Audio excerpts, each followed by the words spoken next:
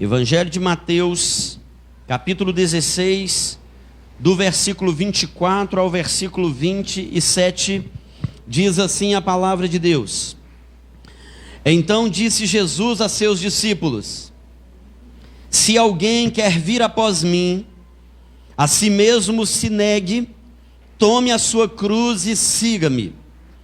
Porquanto, quem quiser salvar a sua vida, perdê-la-á. E quem perder a vida por minha causa, achá-la-á. Pois que aproveitará o homem se ganhar o mundo inteiro e perder a sua alma? Ou que dará o homem em troca da sua alma?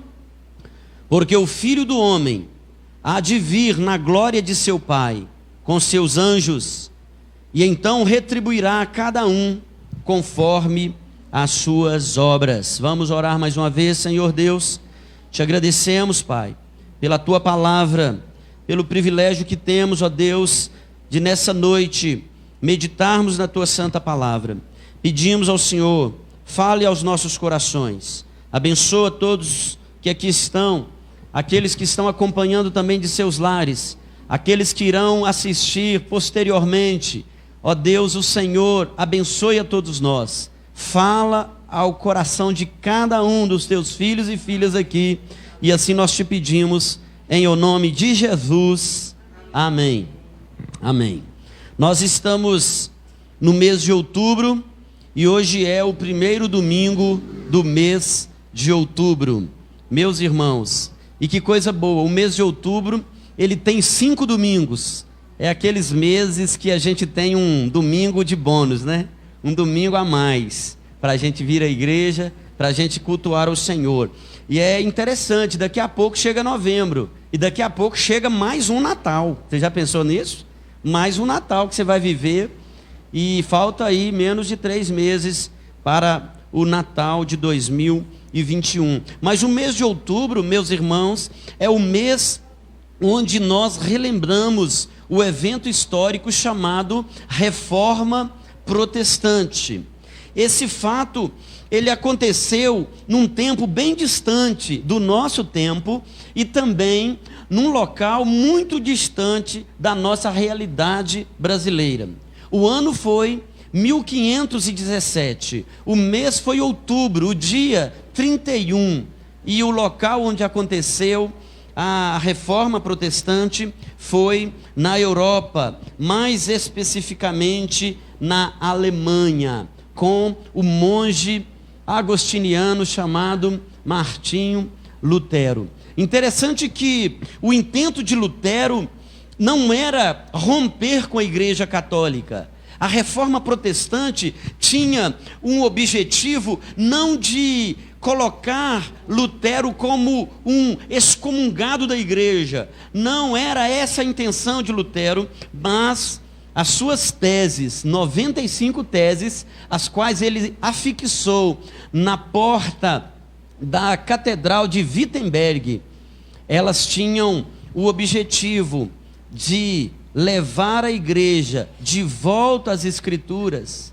Era um chamado a um retorno à centralidade de Deus, à centralidade da graça de Deus em Cristo, à centralidade da fé, à centralidade da glória exclusiva de Deus, meus irmãos. E assim, Lutero sofreu grande oposição, ele sofreu grande perseguição, ele foi caçado literalmente pelos líderes religiosos, e assim ele experimentou essa fúria do clero, dos religiosos de sua época. E nós podemos então entender que em alguma medida Lutero, ele vivenciou aquilo que Jesus disse que os discípulos iriam vivenciar. O que Jesus disse? Que o mundo ia odiar a nós, assim como ele foi odiado. Que o mundo ia nos perseguir, assim como ele foi perseguido. E assim nós podemos dizer que em alguma medida Lutero foi humilhado, perseguido e sofreu também na mão dos religiosos de sua época, como Jesus também sofreu. Alguém certa vez disse que a religião que não nos custa nada também não tem valor nenhum para nós. E Paulo, em sua carta, na segunda carta que ele escreveu a Timóteo, ele diz lá no capítulo 3, todos quantos querem viver piedosamente em Cristo Jesus serão perseguidos.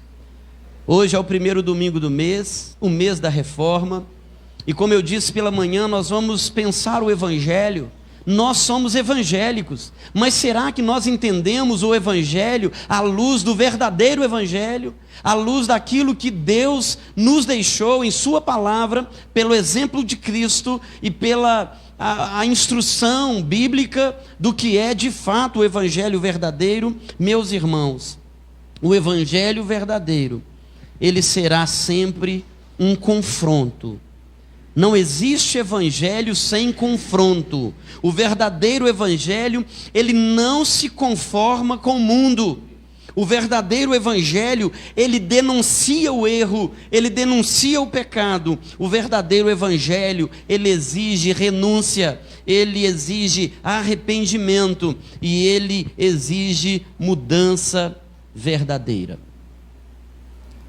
E como eu gosto muito de fazer perguntas nos sermões, nas mensagens, eu quero começar te perguntando: será que o Evangelho verdadeiro de Cristo Jesus já tem te confrontado a ponto de você se arrepender, de você renunciar àquilo que você precisa renunciar e de você viver mudanças verdadeiras na sua vida?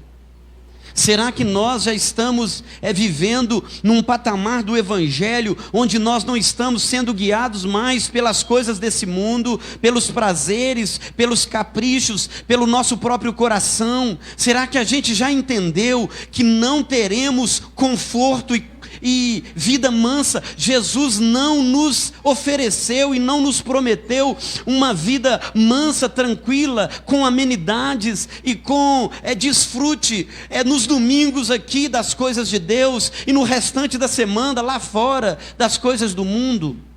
Será que nós já temos vivido essa renúncia, esse arrependimento e essa mudança de vida?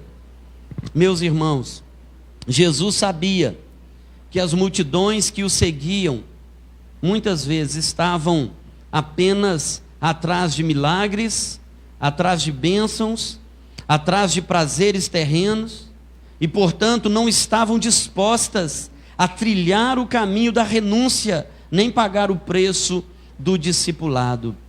Qual é a nossa atitude diante do confronto do Evangelho? Como nós nos saímos diante do crivo do verdadeiro Evangelho? Será que eu e você não precisamos também de uma reforma pessoal? Será que nós não podemos pensar nesses termos? Será que nós não precisamos de uma reforma interior? De um lapidar de Deus e da palavra de Deus para mudar coisas, para transformar a maneira como nós enxergamos as coisas, para mudar de fato a essência do nosso coração, direcionando a gente para viver de fato o verdadeiro evangelho da cruz, do perdão, da renúncia, da transformação da nossa mente, do nosso olhar e do nosso coração. O que é o evangelho para você? O que é o Evangelho para você? Interessante que o nosso país é conhecido como o maior ou um dos maiores países cristãos do mundo. Tem Jesus sendo apresentado de todas as formas e por todos e para todos os gostos. Sempre tem alguém fazendo o sinal da cruz perto da gente. Sempre tem alguém soltando um jargão evangélico, né? Sangue de Jesus tem poder, misericórdia, está amarrado. Sempre nós vamos se deparar com pessoas usando esse tipo de linguagem. Agora a pergunta que eu volto a dizer: será que nós, como igreja do Senhor, já entendemos o que é de fato o Evangelho? Será que nós já entendemos o que Lutero levantou como uma bandeira e como os pilares da reforma protestante lá no século XVII? No século XVI, meus irmãos, nós precisamos entender o que é o Evangelho para nós, o que significa o discipulado de Cristo Jesus. Eu quero então deixar aqui nessa noite para todos nós algumas lições, algumas aplicações no texto de Mateus capítulo 16. Primeira lição, e já também como aplicação para nós, o verdadeiro evangelho, ele confronta o nosso egoísmo e exige renúncia e abnegação. Jesus diz: se alguém quer vir após mim, a si mesmo se negue, tome a sua cruz e siga-me. Jesus jamais ofereceu aos homens um caminho fácil, um caminho de acomodação e de conforto. O chamado de Jesus exigirá de nós renúncia e negação do eu. Por mais que as pessoas vão dizer que você precisa reforçar o seu eu, você precisa afirmar a sua identidade, você precisa reforçar o seu eu. E você vai para a palavra e Jesus diz: você tem que negar o seu eu. Você precisa renunciar a você mesmo. Em Mateus capítulo 7, olhe comigo, nós estamos no capítulo 16. Em Mateus capítulo 7, versículo 13, Jesus fala: entrai pela porta estreita, larga é a porta e espaçoso o caminho que conduz para a perdição, e são muitos os que entram por ela. Porque estreita é a porta, apertado o caminho que conduz para a vida, e são poucos os que acertam com ela. Meus irmãos, o que significa isso? Tem malas, tem bagagens, tem mochilas, tem algo que nós trazemos conosco que não vai passar pela porta estreita. Nós precisaremos deixar de lado, senão a gente não passa pela porta. A porta é estreita, o caminho é apertado. A porta estreita exige lançar fora todo o excesso de bagagem, tudo aquilo que nós vamos carregando e acumulando em nossa vida, em nossas experiências de vida. No versículo 24 de Mateus 16, nós lemos: se alguém quer vir após mim, a si mesmo se negue, tome a sua cruz e siga-me. E é interessante que esse texto, em outra versão, na nova tradução da linguagem de hoje, diz assim, olha que interessante: se alguém quer ser o meu seguidor, esqueça os seus próprios interesses, esteja pronto para morrer como eu vou morrer e me acompanhe. Se alguém quer ser o meu seguidor, esqueça os seus próprios interesses. Meus irmãos, nós precisamos atentar para isso. Um comentarista chamado William Hendrickson, ele faz uma paráfrase desse versículo 24 de Mateus 16, e ele escreveu assim: se alguém deseja ser considerado como meu adepto, ele deve de uma vez por todas dar adeus a si mesmo, aceitar a dor, aceitar a vergonha e aceitar a perseguição por amor de mim e da minha causa.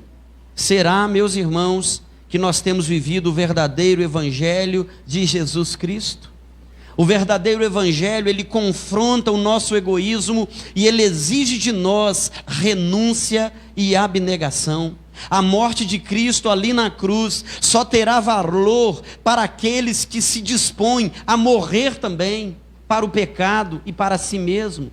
Do contrário, nós vamos sim ir à igreja, nós vamos ter uma Bíblia, uma bela Bíblia, onde nós vamos abrir e tomar conhecimento do Evangelho, mas, meus irmãos, se isso não confrontar o nosso coração, para mudar a nossa maneira de viver, a nossa maneira de falar, a nossa maneira de pensar, nós não entendemos o que é o verdadeiro Evangelho. A morte de Cristo, ela nos convida a tomar também a nossa cruz e seguir para a morte do nosso eu. A melhor interpretação de Mateus 16, 24, é o que Paulo diz em Gálatas 2:20. Já estou crucificado com Cristo. Agora já não vivo eu, mas Cristo vive em mim. Tomar a cruz é abraçar a morte, é morrer todos os dias um pouquinho, é dizer não para nós. O nosso coração vai exigir satisfação, vai exigir conforto, vai exigir paz. Nós não podemos tirar o conforto do nosso coração, senão ele reage, senão ele esperneia. Mas o Evangelho, ele vai fazer exatamente isso. Ele vai queimar aquilo que está errado em nós. Nós vamos perder o sono, nós vamos ficar desconfortáveis, nós vamos ter que fazer alguma coisa com esse Jesus que nos chamou para seguir. Não há, meus irmãos, conforto no Evangelho. Ou a gente abre mão do mundo e dos nossos prazeres, ou a gente vai viver um evangelho de mentirinha. Não será um evangelho verdadeiro. A cruz era um instrumento de morte vergonhoso. E a cruz não é apenas um símbolo, um emblema do cristianismo. Nós somos entregues à morte o dia todo, diz a palavra de Deus. Somos considerados como ovelhas para o matadouro. A vida do verdadeiro cristão, ela é morrer cada dia para o mundo, para o pecado, para as coisas do mundo, na certeza de que esse é o chamado do Evangelho. Então, primeira lição: o Evangelho, ele confronta o nosso egoísmo e exige renúncia no nosso coração egoísta. A outra lição preciosa do texto é sobre os tesouros dessa terra versus os tesouros dos céus. O verdadeiro Evangelho, ele confronta a lógica humana e nos mostra que a verdadeira riqueza não se encontra nas coisas deste mundo. Olha o que diz o versículo 25 e 26. Porquanto, quem quiser salvar a sua vida, perdê-la-á. E quem perder a vida por minha causa, achá-la-á. Pois, que aproveitará o homem se ganhar o mundo inteiro e perder a sua alma? Ou, que dará o homem em troca de sua alma? Meus irmãos, os valores do reino de Deus estão mostrados quando estão diretamente invertidos com relação aos valores do mundo. Não há uma conformação de valores. O ser discípulo de Cristo implica viver um paradoxo, viver uma contradição na nossa existência, onde ganhar é perder e perder é ganhar.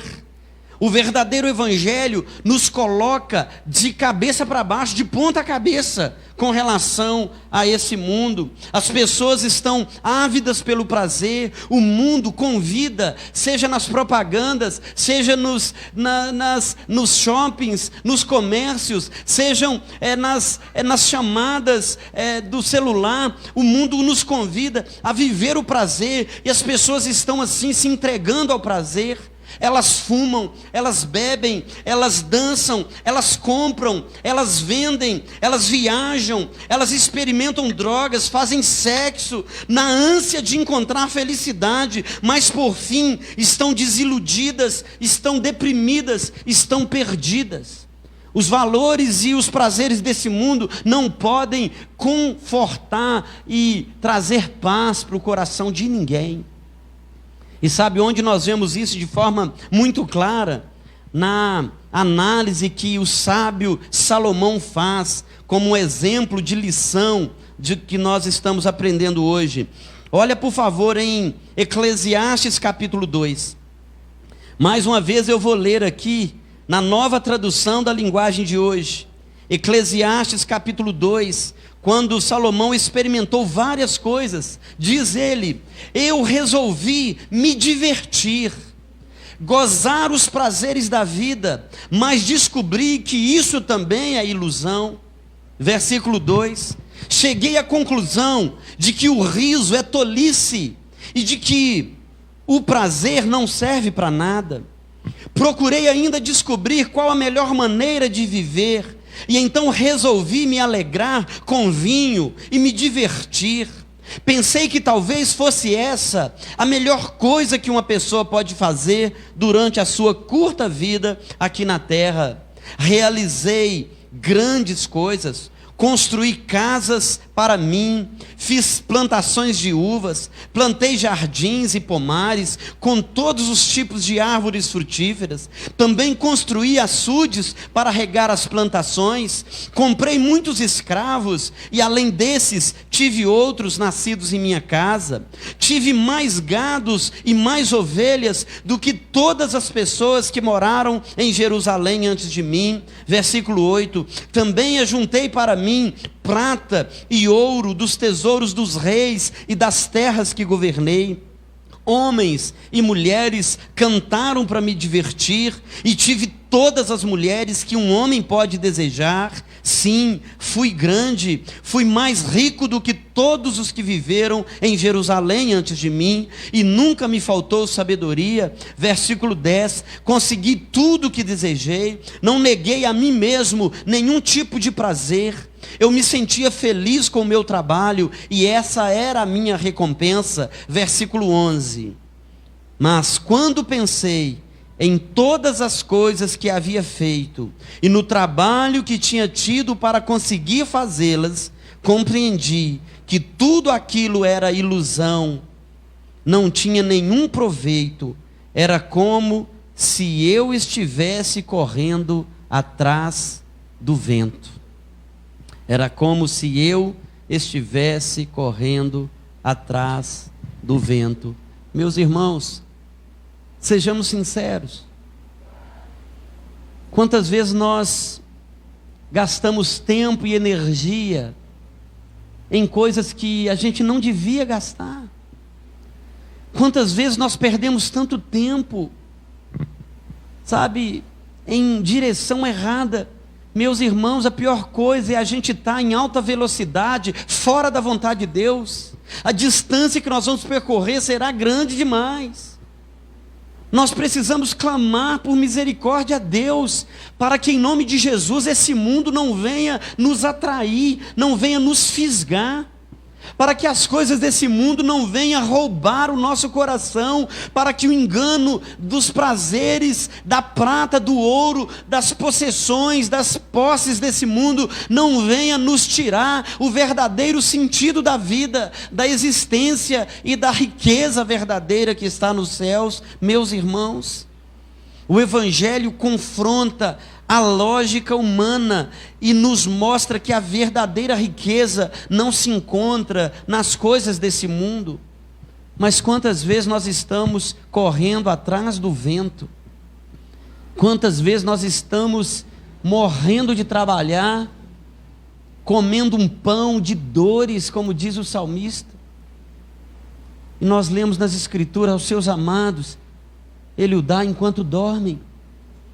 Nós lemos nas Escrituras: buscar em primeiro lugar o reino de Deus e a sua justiça, e todas as outras coisas vos serão acrescentadas. O que falta para a gente entender isso, irmãos? Para a gente parar de ficar num desespero, como se tivesse tanta coisa para a gente adquirir, conquistar, para no final da vida a gente estar extenuado, enfermo, e gastar parte daquilo que a gente acumulou para pagar tratamento médico, porque nós estamos feridos, machucados, e tem um tanto de gente à nossa volta também ferida e machucada, porque quando era para a gente cuidar daquilo que de fato tinha valor, nós estávamos perdendo tempo, correndo atrás das coisas desse mundo, de amores e de prazeres desse mundo, e negligenciamos o amor de Deus e as coisas de Deus. Eu quero concluir a mensagem de hoje convidando você para olhar o versículo 27 comigo. O versículo 27 diz assim: o Filho do Homem há de vir na glória do seu Pai com os seus anjos, e então retribuirá a cada um conforme as suas obras. o Filho do Homem há de vir nas nuvens, ele há de vir na glória de seu Pai, com os seus anjos, para retribuir a cada um segundo ou conforme as suas obras. O verdadeiro evangelho nos coloca diante de uma verdade escatológica, de uma verdade de que o Senhor virá e nós vamos prestar contas a Ele. O Senhor virá para nos buscar como igreja e nós vamos prestar contas a Ele. Meus irmãos, tomar a nossa cruz é reconhecer que nós estamos numa jornada e aqui não é o nosso lar. Nós não podemos nos cercar de conforto e de amenidades. Nós somos confrontados com uma vida que aponta para uma eternidade no céu, na glória por vir. Talvez esse seja o ponto mais difícil para o mundo aceitar o evangelho. Crer em Jesus, um Jesus bonzinho, que é cheio de poder, de amor, que recebe os nossos pedidos, que nos toma nos braços, que atende às nossas orações. É muito fácil querer mais uma oração dos crentes. Isso é muito bom na hora do sofrimento. Meus irmãos, todo mundo quer. Agora, será que todos querem estabelecer um concerto de vida e ouvir sobre o Jesus que virá para julgar os nossos atos e as nossas palavras?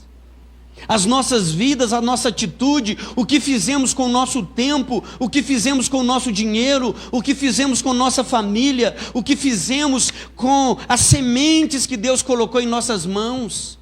Como nós cuidamos da vida do nosso corpo, como nós administramos a nossa saúde, como nós cuidamos do templo do Espírito Santo. O Evangelho confronta o nosso modo de viver, ele não passa a mão na nossa cabeça. E esse Evangelho ninguém quer saber. Um Jesus bonzinho, um Jesus, aquele Jesus lá do Natal, aquele menino Jesus ali da manjedoura, todo mundo quer. Mas aquele Senhor e Rei, que governa, que dirige, que fala com a gente, isso não pode, que orienta a gente e confronta e manda a gente negar a nós mesmos, esse Jesus o mundo não quer. E sabe qual o erro da igreja? Nós estamos pregando ao mundo um Jesus que o mundo quer, e não o Jesus da Bíblia.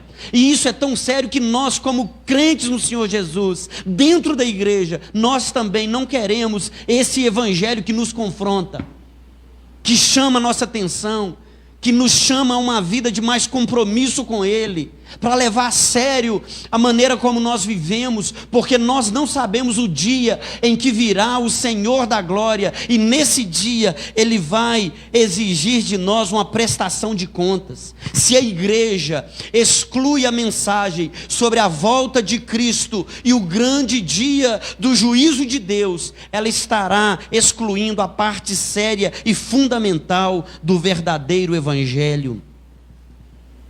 Porque o Filho do Homem há de vir na glória de seu Pai, com os seus anjos, e então retribuirá a cada um conforme as suas obras. Quer ver alguns textos? Eclesiastes capítulo 11, versículo 9, falando para os jovens. Tem jovens aqui? Amém? Alegra-te, jovem, na tua juventude, recreie-te o teu coração nos dias da tua mocidade, anda pelos caminhos que satisfazem o teu coração e agradam aos teus olhos. Sabe, porém, que de todas essas coisas Deus te pedirá conta. Olha o evangelho que não passa a mão na cabeça. Romanos capítulo 14, versículo 12.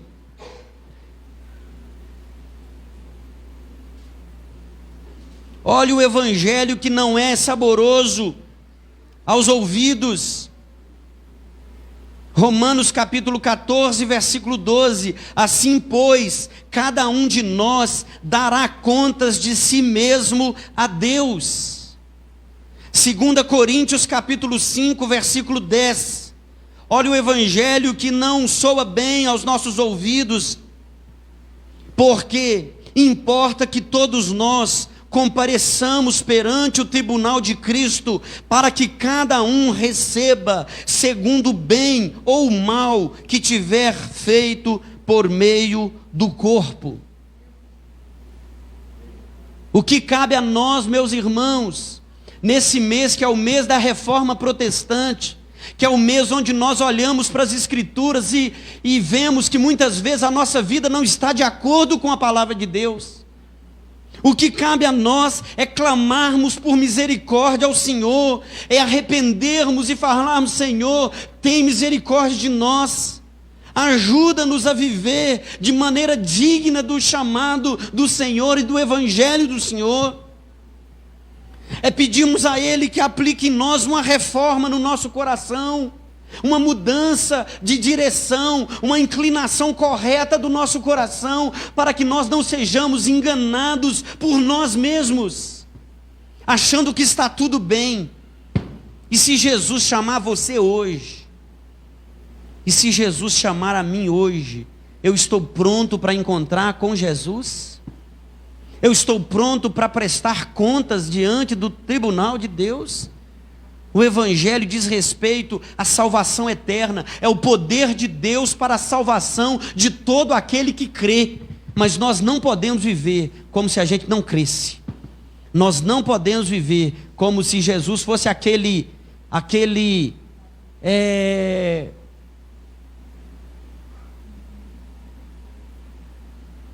gênio da lâmpada, né? Que nós vamos correr e vamos pedir mais um milagre urgente.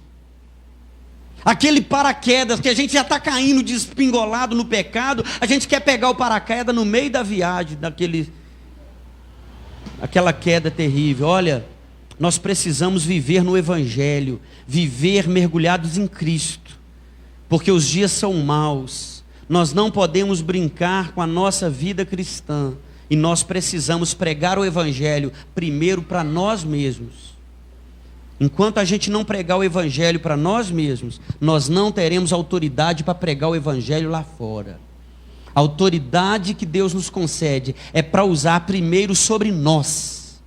E sabe, quando você mostra que você é uma pessoa de autoridade, quando você olha para você mesmo e fala assim: olha, isso não me pertence, eu não vou fazer isso, isso desagrada a meu Deus, isso não convém a um filho de Deus, eu vou mudar essa minha conduta, eu vou tomar jeito na minha vida, e eu vou honrar o meu Senhor, e eu vou levar a sério a minha vida com Deus, para que o dia que Ele me chamar, eu esteja pronto para encontrar com Ele nas alturas.